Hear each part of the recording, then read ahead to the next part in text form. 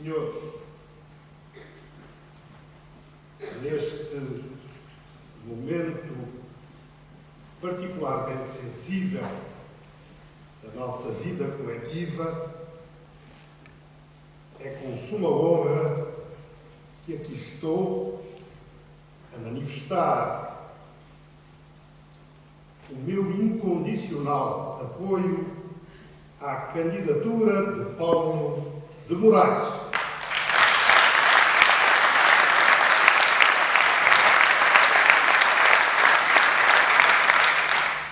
Não sem uma ponta de emoção. Eu que tenho vivido nos últimos dias em permanente estado de exaltação do que são e foram os valores universais desta pátria construtora de mundos que, depois do estretor do Império, se afunda em atos que negam a sua própria fundação e os valores que acrisoladamente propagou pelas 7 partidas do globo. Paulo de Moraes, o homem,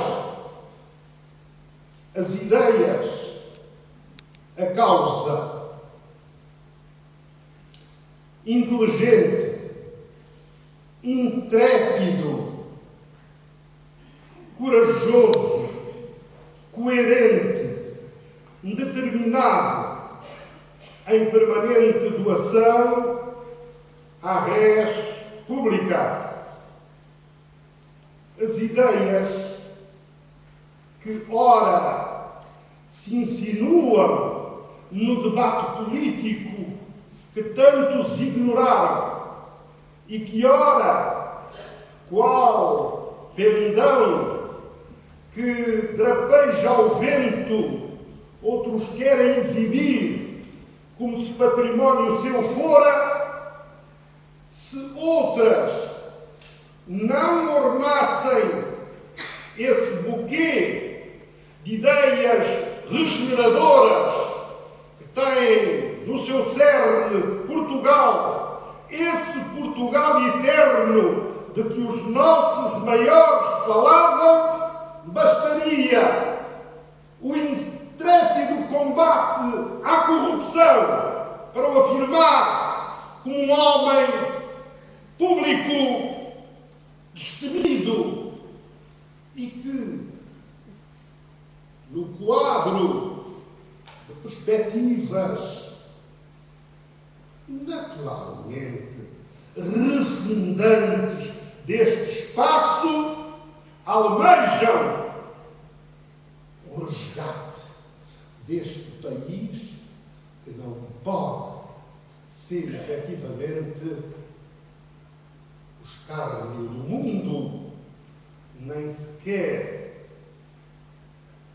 a folha do anedotário internacional por aquilo que aqui ocorre e daqui se propaga. A causa. Portugal. Portugal representa a preocupação maior de Paulo de Moraes e de quantos o acolitam nesta pugna incessante pelo resgate da ética, pelo resgate dos valores, pelo resgate do futuro. Porque quando, nesta idade, me posto nesta tribuna e com ele comungo na pugna incessante contra o arbítrio, a prepotência, a iniquidade, quando a seu lado me posto em defesa, afinal, de algo tão simples quanto isto, a consagração do que se plasma no artigo 1º da Constituição. Qual Bíblia do nosso viver coletivo? Qual lei fundamental? Que não pode ser, como diria um autor alemão, mera folha de papel que se rasga e deita para o cesto das inutilidades, consoante as conveniências. Mas quando se propugna a dignidade da pessoa humana como valor fundante deste espaço, deste território, destas gentes, estamos necessariamente a falar da dignidade da mulher, exposta ao opróbrio, exposta à mais vil exploração, exposta a circunstâncias que os meios de comunicação realçam a cada instante. Estamos a falar das crianças que merecem o futuro que tantos ao longo dos últimos 40 anos tendem a negar-nos. Estamos a falar dos idosos que não podem efetivamente ser havidos nesta circunstância como uma inutilidade, um fardo que é preciso a todo o trance abandonar, alijar. Estas as ideias sublimes. E quando, como meios, afloram os da defesa de um Estado de Direito, com menos leis, melhores leis, em que a lei não seja mera sugestão, já que não obriga, não impera, não manda, em que a afronta permanente dos interesses, dos grandes interesses instalados, se faz da lei tábua rasa, autêntica letra morta, com que os pobres que se expõem aos rigores da lei brandida por outros, porque, como diriam os antigos, aos amigos tudo, aos inimigos o rigor da lei. Pois nesta circunstância, Estado de Direito, com a proteção da família, com a proteção da segurança, com o retorno do prestígio de forças de segurança que estejam ao serviço da grei, com essa preocupação comezinha de resgatar nas praças internacionais o nome de Portugal, restituindo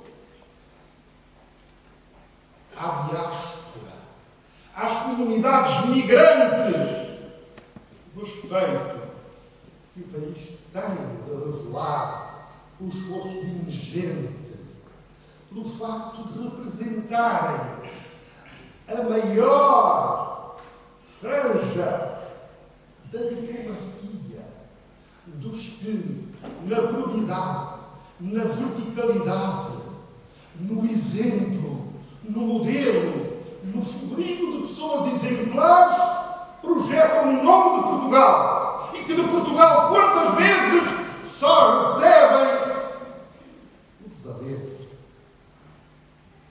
o abandono, o esquecimento. O homem, as ideias, a causa. A causa é este Portugal despedaçado. A causa são os homens e mulheres desesperançados. A causa é o regresso a uma política com ética, porque já não há espaço para a promiscuidade, ainda que se insinue sob disfarces mil, porque quando se escava algo mais fundo, logo a verdade transparece. E do que carecemos é de transparência. Do que carecemos é de verdade. Do que carecemos é de integridade. E com Paulo Moraes, estas são as vias, estas são as coordenadas. Este é o momento decisivo para o resgate da pátria dos nossos maiores. Obrigado.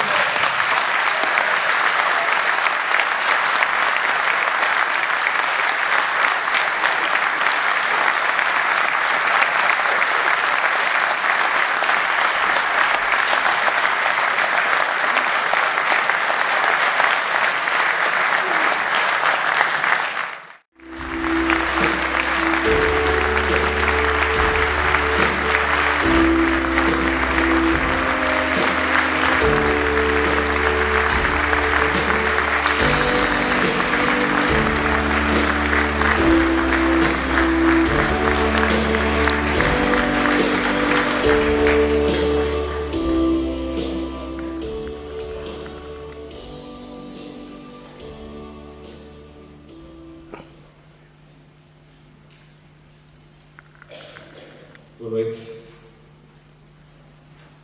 Tenho que começar com um improviso, que é este. E tínhamos nós medo de vir para esta sala.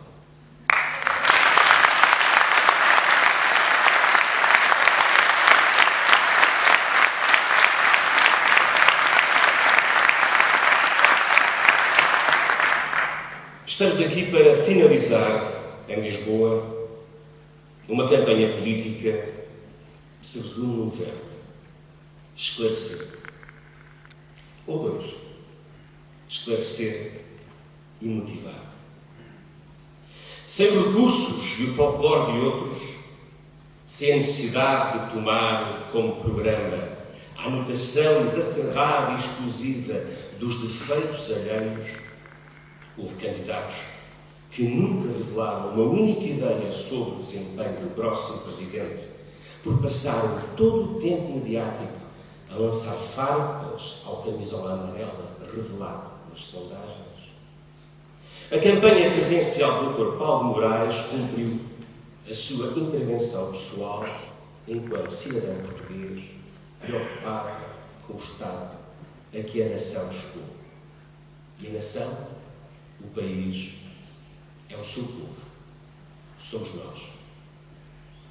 Desde a publicação do seu livro Da Corrupção à Crise que Fazer, editado em 2013, e que está na base da minha chegada a esta campanha, que o Dr. Paulo de Moraes tem, qual cavaleiro andante, assumido uma demanda contra a corrupção em Portugal, o cancro que nos tolhe a vida coletiva e individual, que afeta todos os setores da sociedade, que desregula o funcionamento das instituições, que desnivela e atropela o mérito de cada um que vive o seu trabalho, trabalhador ou empresário, que nos coloca num lugar vergonhoso entre as nações ditas civilizadas.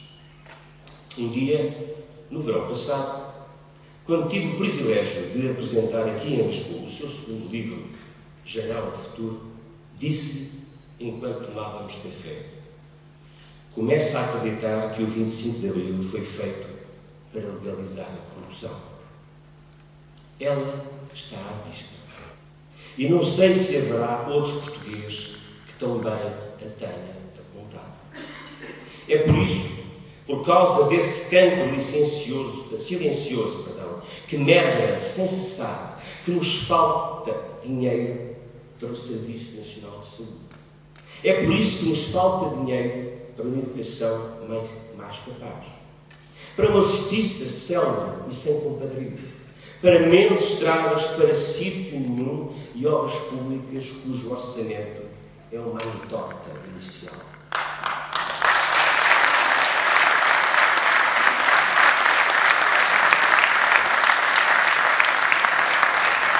No fim, todos acham normal pagar-se 2 ou 3 vezes mais o que ficou inicialmente acordado. Porquê? Porquê é que tem de ser sempre assim há tanto tempo sem uma revolta?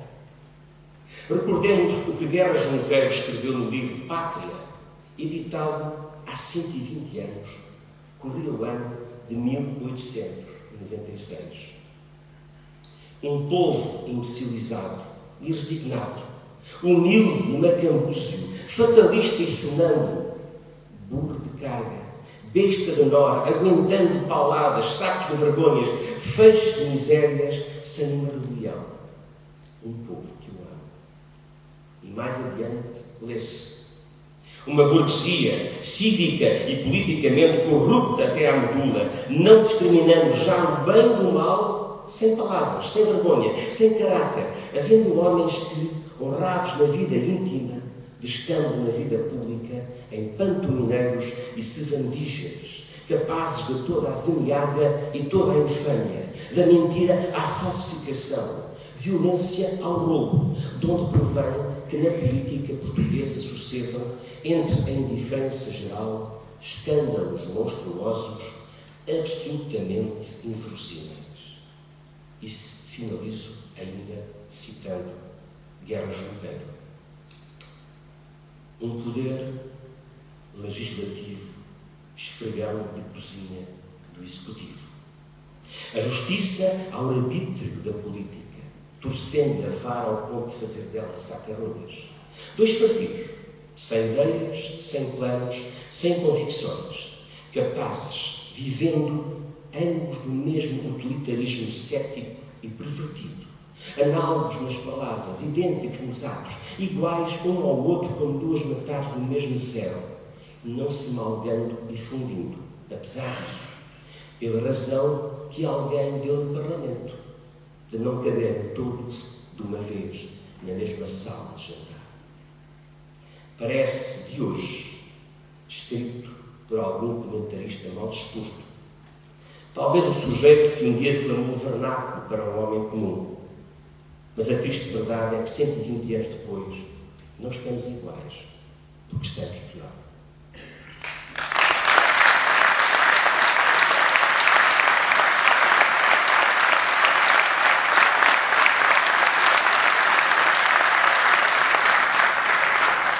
No meu tempo de vida adulta passei, e muitos que estão à minha frente também passaram, pelo enxovalho e a miséria de 3 intervenções financeiras externas. Quando um país é classificado como lixo e de joelhos estende a mão. Não lhes falem de mercados e dos juros, avaliem antes a doença corrupta e os atores, as sombras que produziram este novo descalabro, como o Dr. Paulo de Moraes o faz. Não é destino, não é fado, nem é inevitável. Não haverá mesinha governativa que possa dar a volta mágica e colocar o país no caminho da independência e da seriedade, se não arrumarmos a casa, prendermos os infratores e mudarmos o costume que vai ficando tradição. Einstein, na sua capacidade de antever e incomodar o estabelecido, dizia que a tradição é a personalidade dos imbecis. Mudemos então a tradição que nos faz somar sofrimento ao sofrimento, aquela segunda pele que se cola ao povo como inevitável desgraça. Uma candidatura presidencial é uma decisão pessoal. E esta, porventura, mais que todas as outras. Aqui não há partidos ou máquinas partidárias. E com estas, as clientelas e os lugares prometidos. Nesta candidatura houve engenho e falhas, motivação e risadas. Não tivemos bandeirinhas, outdoors, autocarros ou oferta de chapéus de chuva porque estamos no inverno. Também não houve bifanas e jantaradas e todas as banalidades que tornam uma corrida política boçal, quando não ridícula. Falo com a experiência de quem já trabalhou politicamente em diversas campanhas e que ao fim de 10 anos decidiu voltar ao terreno. Aqui houve e continuará a haver uma ideia, uma bandeira, um combate. e erradicar a corrupção como fator de normalidade na vida pública nacional.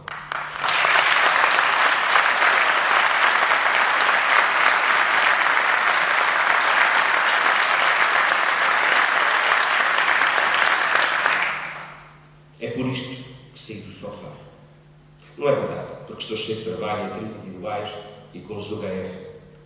E dediquei algum do meu tempo a calcorrear ruas, exercendo uma cidadania porta a porta, ao encontro dos portugueses como eu, na rua, nos cafés, nos mercados, locais da rotina diária, onde houve gente para ouvir o candidato. É assim, na mais democrática nação europeia, a Grã-Bretanha, onde se fazem campanhas de porta a porta. Assim nos fizemos à vida.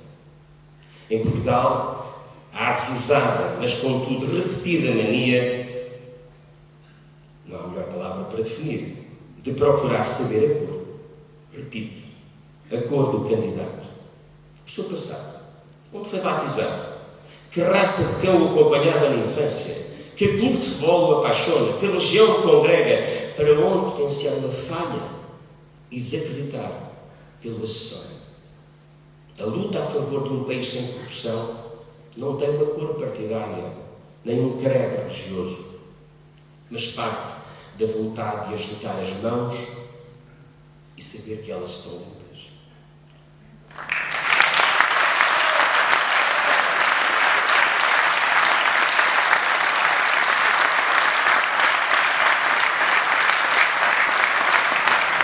A isso chama-se responsabilidade, cidadania, consciência cívica, serviço à causa pública, que a justiça terá de completar. Tomamos lugar ao redor do Dr. Paulo Moraes para, aconteça o que acontecer no próximo domingo, continuar a esclarecer os mais entretidos e adiados que o voto, um voto, faz toda a diferença. Essa é a nossa causa. Contra a abstenção, contra as favas contadas, contra o vazio de ideias para o cargo presidencial, apesar de se ouvir tantas palavras gastas no ringue das acusações dos outros candidatos. Esta foi uma campanha atípica, mas uma eleição presidencial é um ato voluntário que envolve à partida a vontade de um único cidadão. Momentos houve em que as televisões reconheceram que alguns candidatos acrescentavam algo à Casa dos Segredos. E lamentamos que assim tivesse acontecido na tribuna política. Porque o nosso candidato, talvez derivado da sua formação matemática, soube em todos os momentos apontar casos concretos em que pretende intervir enquanto Presidente da República Portuguesa. Fazer de morto é que não. Há muito que o Dr. Paulo Moraes saiu da sua zona de conforto para nos esclarecer sobre as causas de uma doença com cura disponível em qualquer mesa de voto no próximo domingo.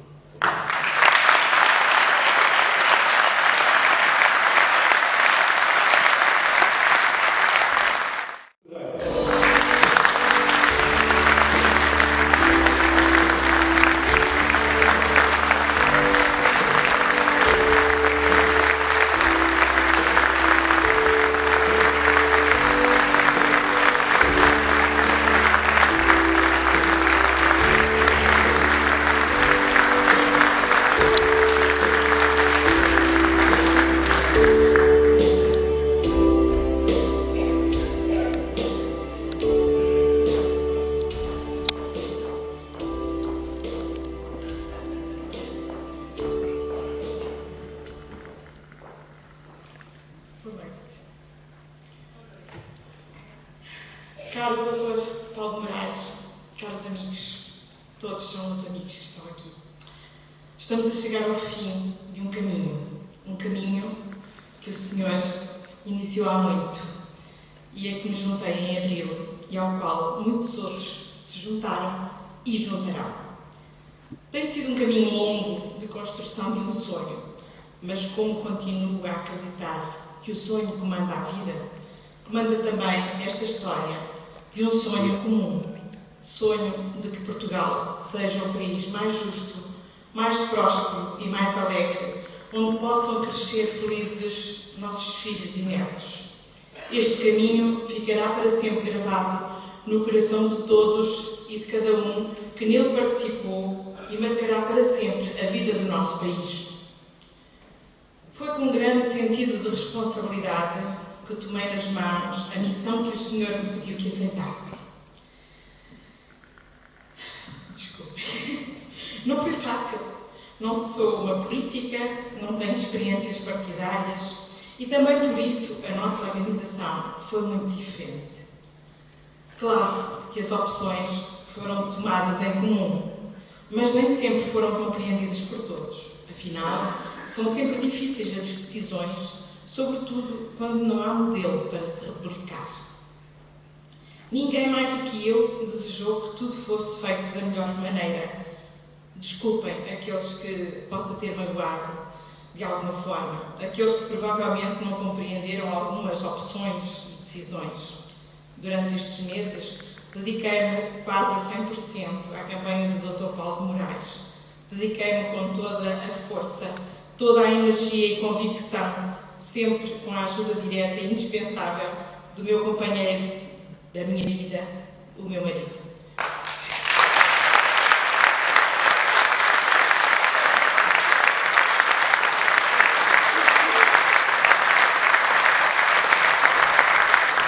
Foram muitas as dificuldades, foram muitos os obstáculos, muitas as decisões difíceis, mas sempre com a boa disposição e a convicção de que estamos a fazer o melhor, vencendo barreiras, transpondo obstáculos um a um. Primeiro, a recolha de assinaturas por todo o país. Claro que podíamos ter-nos concentrado apenas nos grandes centros. Teria sido mais fácil o tratamento de dados e a obtenção de certidões, mas não teria sido a mesma coisa. O objetivo foi dar a oportunidade de que as pessoas fossem conhecendo Paulo de Moraes de uma forma mais próxima e direta.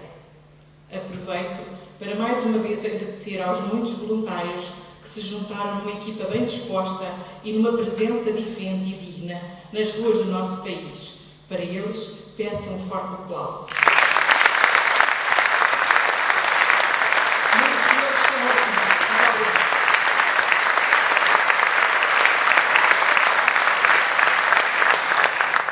Depois, todo o tratamento de dados e a entrega da candidatura no Tribunal Constitucional em primeiro lugar, num dia simbolicamente marcado pela conotação da independência. Foi uma autêntica maratona, onde participaram voluntários que, de forma altruísta e empenhada, conseguiram superar-se. Também para eles, eu peço uma salva de palmas. Também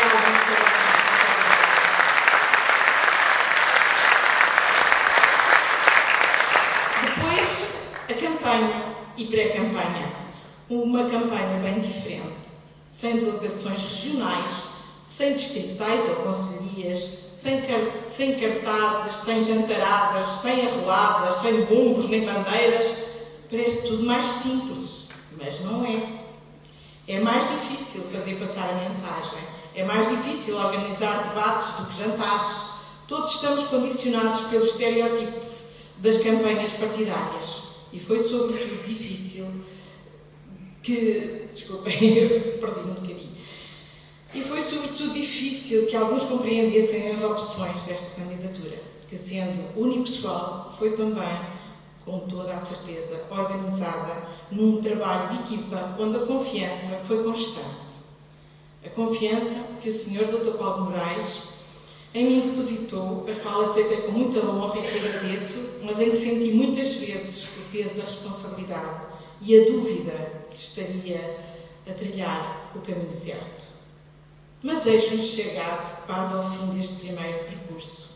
Hoje é um dia muito importante. Estamos aqui em Lisboa, na capital de Portugal, todos juntos, sem medos, sem amarras, sem conformismos, para lhe dizer, professor Paulo de Moraes, que estamos consigo, para lhe dizer que acreditamos que o senhor, como Presidente da República, será a mudança de paradigma que Portugal precisa.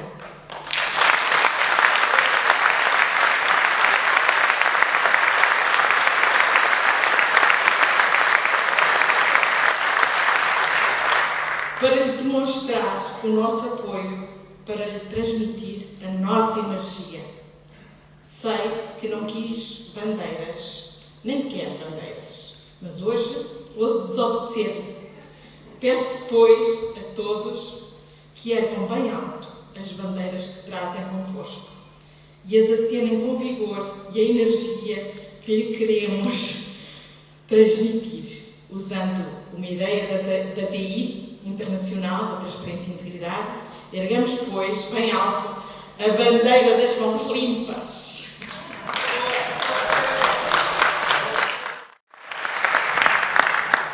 Antes das eleições, não há vencedores nem vencidos. Não há vencedores antecipados. Os votos contam-se no fim. Viva Paulo Moraes! Viva Portugal!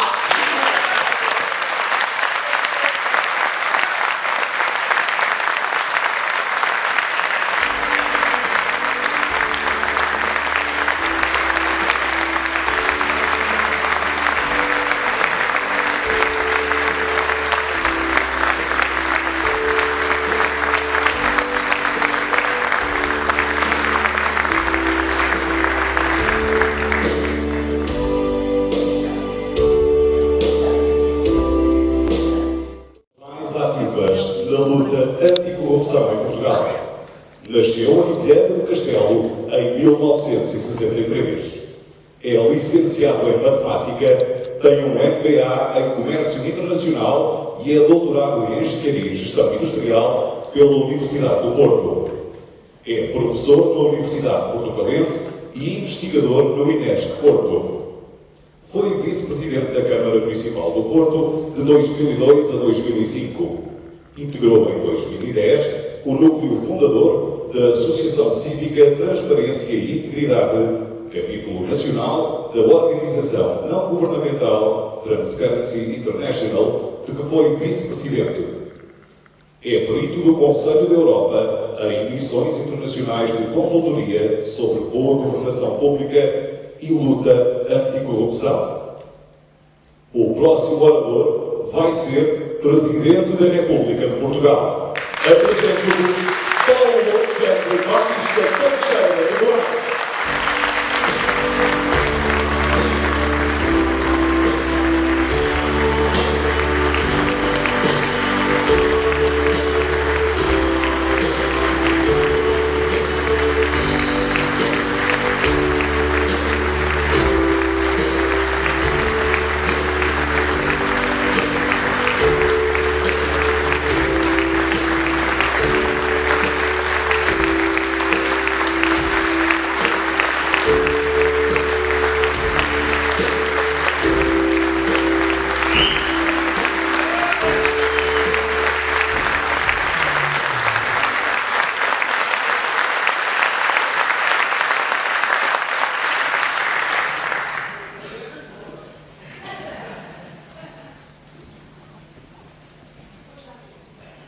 Meus amigos, estou aqui perante vós com muita emoção.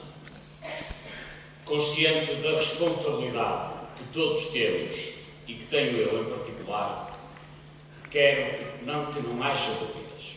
Hoje, a 3 dias das eleições, já ninguém tem dúvidas em Portugal.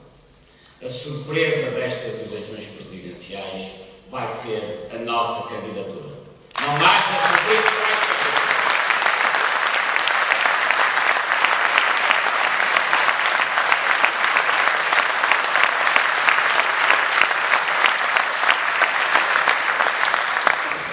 No próximo domingo, iremos dar ao sistema, a resposta que o sistema merece e precisa.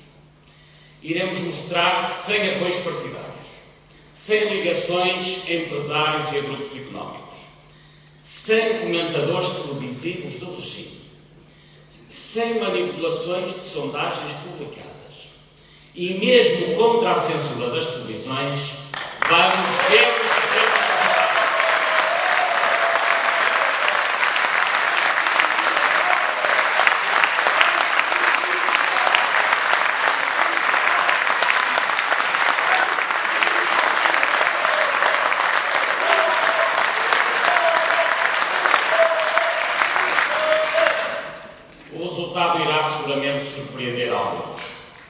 Irá surpreender, quiçá, muitos dos que dominam hoje o espaço público e, em particular, o espaço mediático.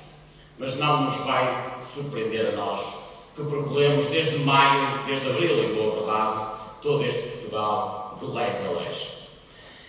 Fizemos, e quero agradecer a todos que me ajudaram nisto, nesta jornada, fizemos a campanha quase perfeita. Fizemos uma campanha de ideias. Não tivemos bandeiras, mas tivemos ideias. Não tivemos bifanas, mas tivemos ideias. Não tivemos arruadas, mas tivemos ideias, e foi com base nas ideias. Nas ideias que divulgamos e nas ideias que recebemos, que fizemos, talvez, a melhor campanha presidencial que já se fez aqui.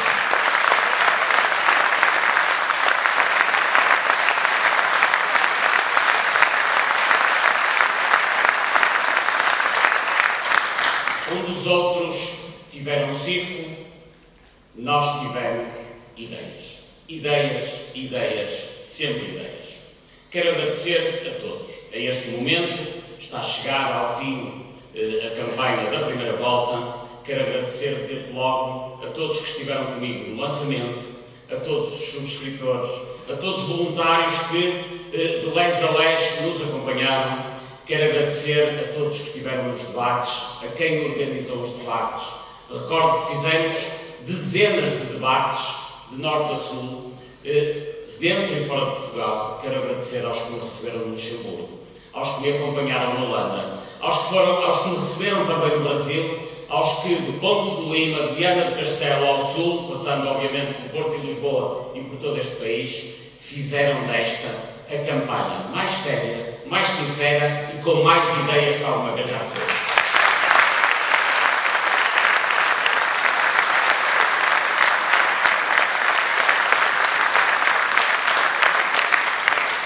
É claro que há uma pessoa a quem eu não posso deixar de agradecer mais do que a todos os outros, que foi a alma de toda esta campanha, tem sido a alma de toda esta campanha, que tem conseguido organizar, sem meios, sem recursos que os outros têm habitualmente, e que tem galvanizado os voluntários, os apoiantes, e me tem apoiado incondicionalmente, que é a Teresa Serrano.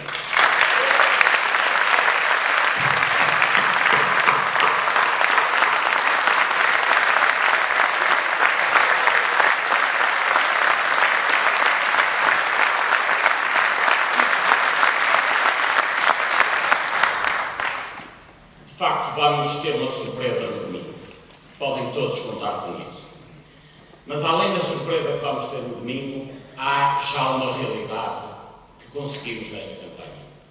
Mesmo os maledicentes reconhecem essa realidade. É que foi esta candidatura que introduziu os temas marcantes na campanha eleitoral.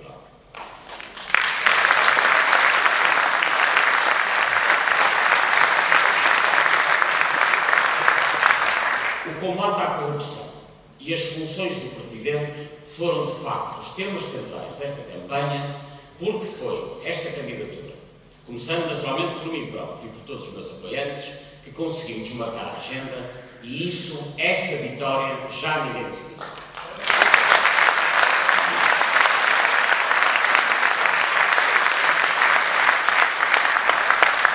Diziam eles, aliás, antes dos debates, que eu só sabia falar do combate à corrupção. Diziam eles que eu só tinha um tema. Então eu perguntava, mesmo antes dos debates televisivos, bom, então escolham outro tema para a gente discutir. Se acham que este tema não é interessante, que não é importante na vida política portuguesa, digam então que temas vamos discutir. E o que é que eles me sugeriam? Discutir a corrupção mais uma vez.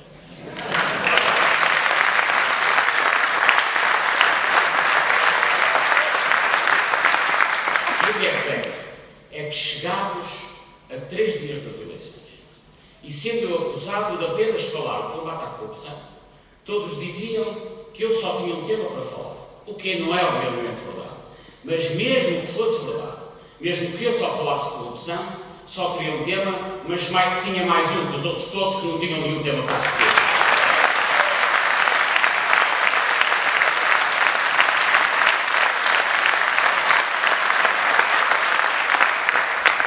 Mas apesar de quererem discutir a corrupção e quererem discutir os poderes presidenciais, os outros candidatos jamais disseram o que tencionam fazer.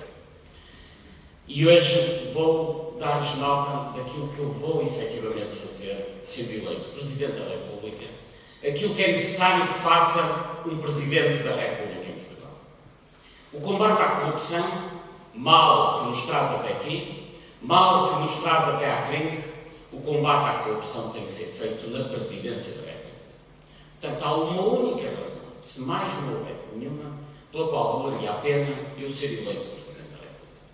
Sendo eleito, convocarei extraordinariamente, nos termos da Constituição, o Parlamento para definir uma estratégia global de combate à corrupção. Se eu não fizesse mais nada, se fosse Presidente da República e fizesse apenas isto, já valeria a pena ter sido Presidente da República.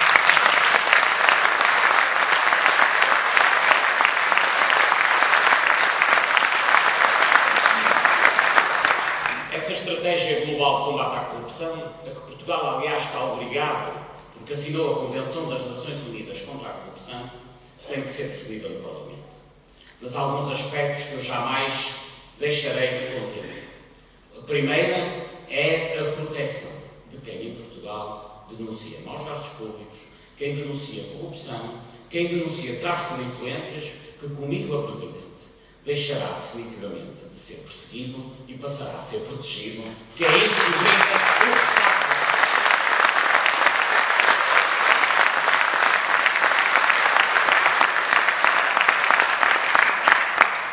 Se hoje, em Portugal, e todos sabem, alguém numa Câmara, numa Direção-Geral, denuncia maus gastos públicos, denuncia cunhas, denuncia arbitrariedades, o que acontece sistematicamente é que não só não é protegido pela hierarquia, como é normalmente impostado ou habitualmente perseguido. Essa perseguição é a origem da principal e da pior característica da sociedade portuguesa de hoje, que é o medo que nós temos de combater com a nossa coragem.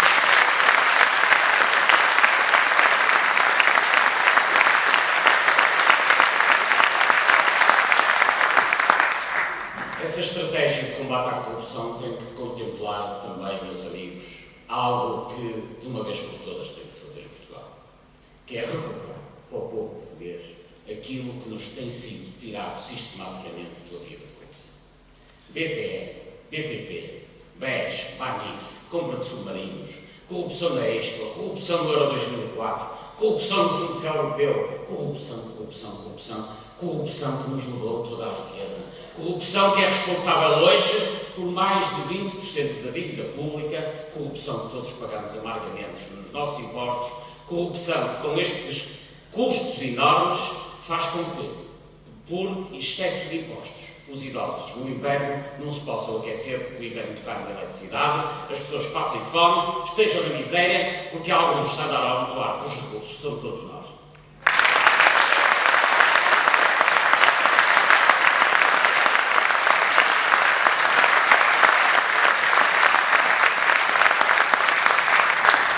Chegou pois a hora de recuperar para o povo aquilo que ao povo pertence. Uma estratégia global de combate à corrupção tem que levar também em linha de conta os negócios que se fizeram em Portugal nos últimos anos. Em particular, nos últimos 10 anos, as parcerias público-privadas da era Sócrates, as privatizações ruinosas da era Passos Coelho e, bem mais para trás, negócios verdadeiramente escandalosos que permitiram fortunas obscenas, como a Ponte Vasco da Gama, algumas nacionalizações fraudulentas. Todos esses negócios têm que ser reavaliados. E têm que ser reavaliados numa perspectiva, nem tanto de perseguir os criminosos, mas numa perspectiva de recuperar aquilo que é nosso. Em situações como a Ponte Vasco da Gama, que já foi paga pelo povo 4 vezes, apenas uma solução se permite, que é retomar a ponte a custo zero para o Estado português.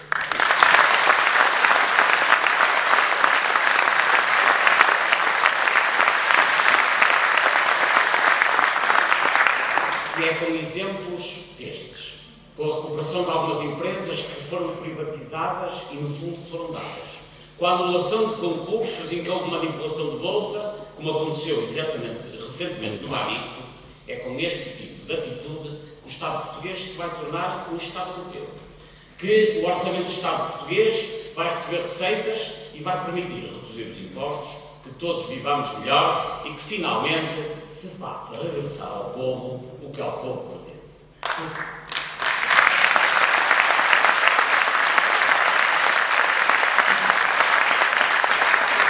Porque em síntese, e de muitos mais casos poderia falar naturalmente, uma certeza temos que ter.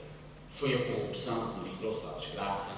Só o combate à corrupção nos pode tirar da desgraça em que depois se encontra. Sobre isso não haja qualquer dúvida, só um combate feroz à corrupção nos pode fazer sair deste atoleiro em que nos encontramos, pôr as empresas numa situação de alguma equidade fiscal e de poderem trabalhar e ganhar dinheiro e criar emprego e, sobretudo, pôr os mais desprotegidos da sociedade, os mais idosos, os mais pobres, os deficientes, a viver com mínima dignidade, porque é isso que obriga, aliás, o artigo 1 da Constituição Portuguesa.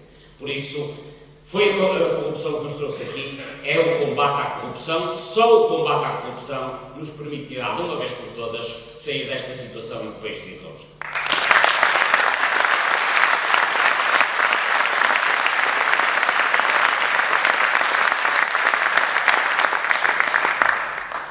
O outro tema que eu introduzi no debate e que os outros candidatos acabaram por aceitar no debate, mas de que, infelizmente, também não apresentaram soluções, não disseram o que fariam na função presidencial, foi a questão das funções do Presidente, a questão do cumprimento da Constituição. E nessa matéria não tínhamos dúvidas. Nós precisamos de um Presidente da República que, artigo a artigo, na Constituição Portuguesa, faça aquilo que lhe compete. E um Presidente que, no seu ato de posse, jura defender, cumprir e fazer cumprir a Constituição, não pode permitir que o artigo 1º, desde logo, que diz que Portugal é uma república soberana, baseada na dignidade da pessoa humana, seja permanentemente violado. Porque não há, meus caros amigos, dignidade da pessoa humana quando uma pessoa recebe 190 euros por mês e tem que viver na miséria de 190 euros, ter que se aquecer e ainda ter que estar a fazer com 190 euros. Que país é este que tem pessoas a viver com menos de 200 euros?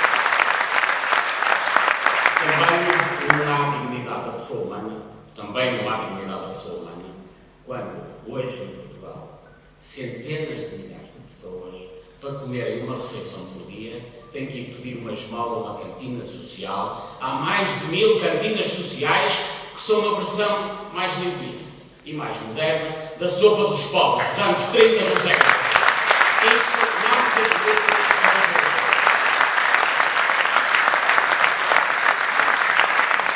Também não há dignidade da pessoa humana quando um pobre, um desempregado, alguém cuja empresa fechou, ficou desempregado, no momento em que fica desempregado é abandonado não só pela sua entidade patronal, como o próprio sindicato deixa de dar apoio, e completamente isolado, o desempregado, para receber o subsídio de desemprego, a que tem todo o direito, tem que ir de 15 em 15 dias ao Instituto de Emprego ou à Junta de Freguesia, mostrar que está vivo, como se fosse um criminoso, um arguido, ele obrigado a ter uma identidade de residência,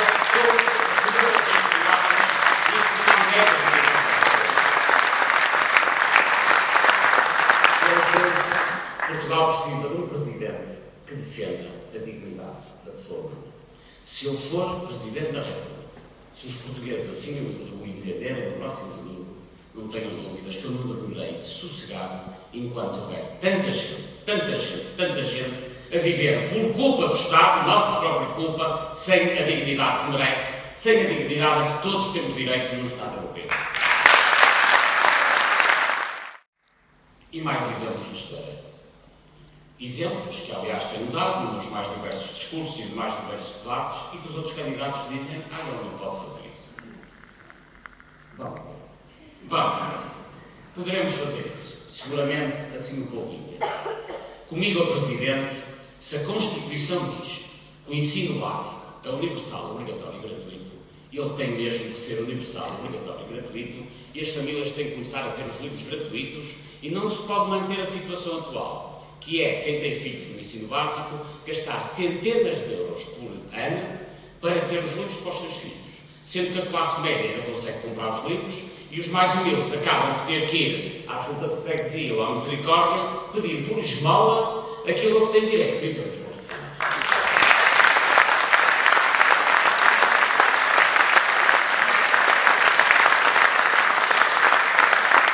É claro que isto não acontece por acaso. Se hoje os livros são pagos, se hoje os livros que deviam ser gratuitos ou não são, isto acontece porque o Ministério da Educação, um conjunto de atores políticos na educação, estão reféns das editoras que ganham centenas de milhões de euros por ano e naturalmente não querem perder o negócio.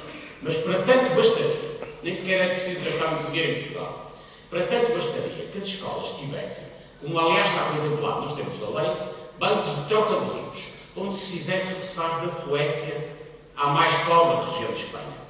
Em toda a Europa, bancos de troca de livros, em que os miúdos deixassem os livros do ano anterior, recolhessem os livros do ano seguinte. Isto representaria custos baixíssimos para o Estado português, todos teriam livros gratuitos, o ensino seria gratuito, como obriga a Constituição e a lei, e comigo a Presidente da República, e entre cumprir a Constituição, cumprir a lei, ter livros gratuitos ou dar 300 milhões de euros às editoras, não hesitarei, obviamente, nem um minuto.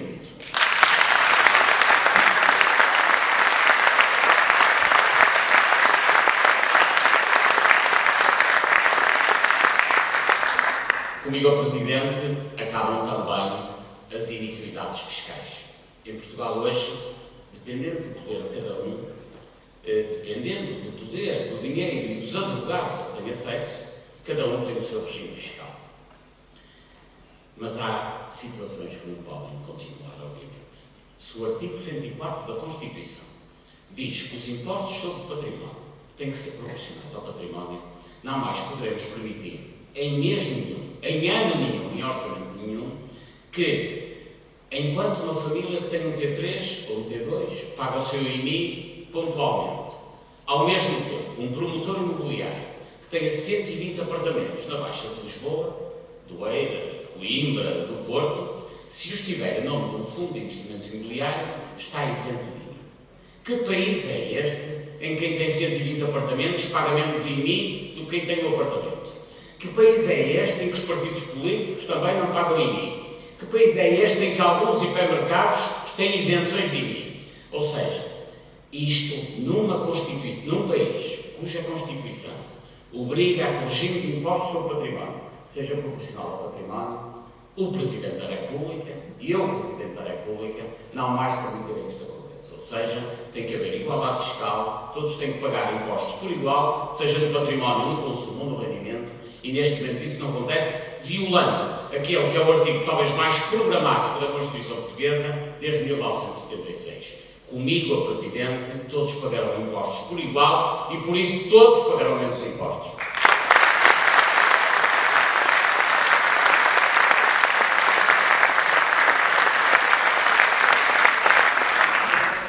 É claro que há temas que eu tentei introduzir na campanha, mas esses nem mesmo eles quiseram discutir. Então, quando eu falei de combate à mentira, valha-me Deus, combater a mentira é que não. Combater tudo menos a mentira. Aliás, quando eu dizia que havia que combater a mentira, que não podíamos ter primeiros-ministros mentirosos, que não podíamos ter governantes que prometessem uma coisa em campanha e de seguida fizessem exatamente o contrário, que não podemos e nem podemos ter presidentes de Câmara que prometendo uma coisa, quando chegam à Câmara, utilizam um território e retalham um negócio de urbanismo como se fosse seu e dos seus amigos. Pois quando eu combatia a mentira, os meus adversários sempre me acusaram de instabilidade. Porque para eles mentira é sinónimo de estabilidade. Mas essa estabilidade não interessa a um país. Aliás, não há nada mais estável do que um pântano. E a estabilidade de um pântano não serve a ninguém. Bom, mais estável ainda do que um pântano é o cemitério que nos querem colocar. Mas a estabilidade do pântano em que vivemos, ou do cemitério para onde nos mandam, essa nós descansamos. O que nos...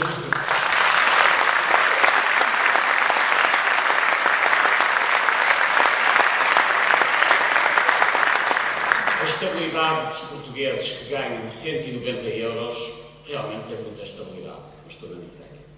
Quem está desempregado há 6 anos, também está mais estabilidade que isto, não há. Está na miséria.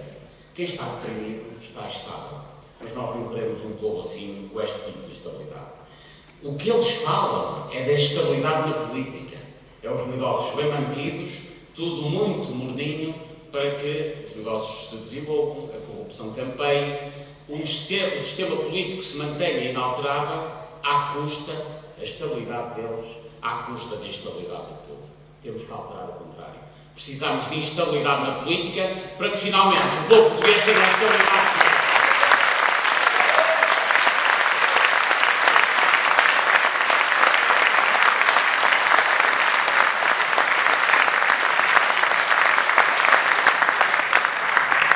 A estabilidade que nós queremos é a estabilidade das pessoas que trabalham, dos portugueses que em Portugal e por esse mundo todo lutam pela vida, sabem trabalhar, querem saber com que linhas se cosem e não têm que sofrer as arbitrariedades de um Estado que lhes prejudica a vida de todos os dias.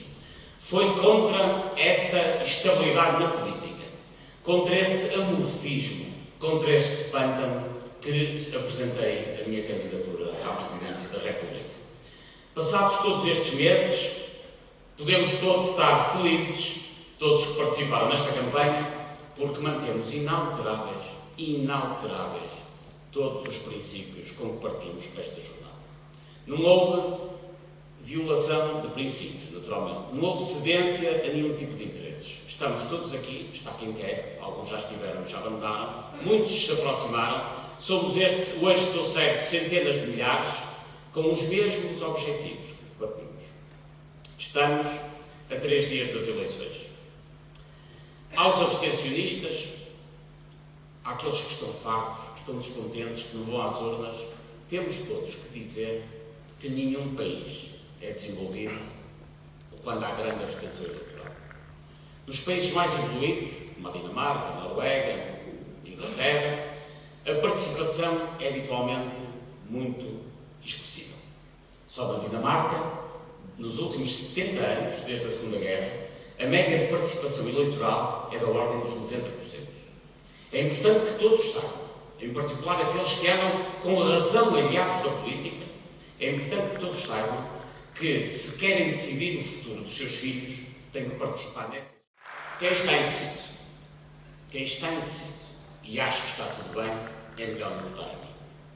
Quem acha que o Estado é justo, que o sistema fiscal funciona, que o Serviço Nacional de Saúde está impecável, que a Justiça está bem, que não há corrupção, quem achar que não há corrupção em Portugal, por favor, não vote aqui. Quem achar que a corrupção é o maior mal da política em Portugal, quem quiser combater esta partidocracia dominante, quem quiser dar lugar à cidadania, por favor, não vote nos candidatos partidários, vote no candidato que está colocado ao nível da cidadania para ter um excelente resultado, porque se isso acontecer, a sua indecisão vai ser uma excelente decisão, que é votar contra o atual estado de coisas.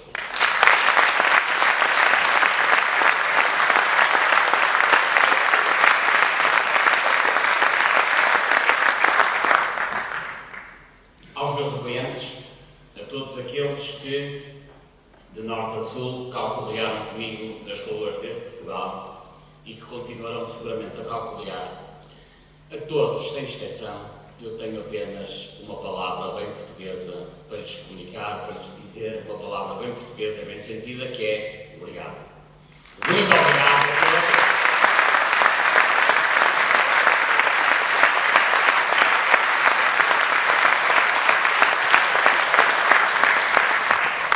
Uma palavra final para todos os portugueses, apoiantes e não apoiantes, decididos e indecisos, abstencionistas, não abstencionistas, saibam todos que aconteça o que acontecer no próximo domingo, e vamos ter uma grande surpresa, na segunda-feira cá estaremos todos a dizer presente. Obrigado.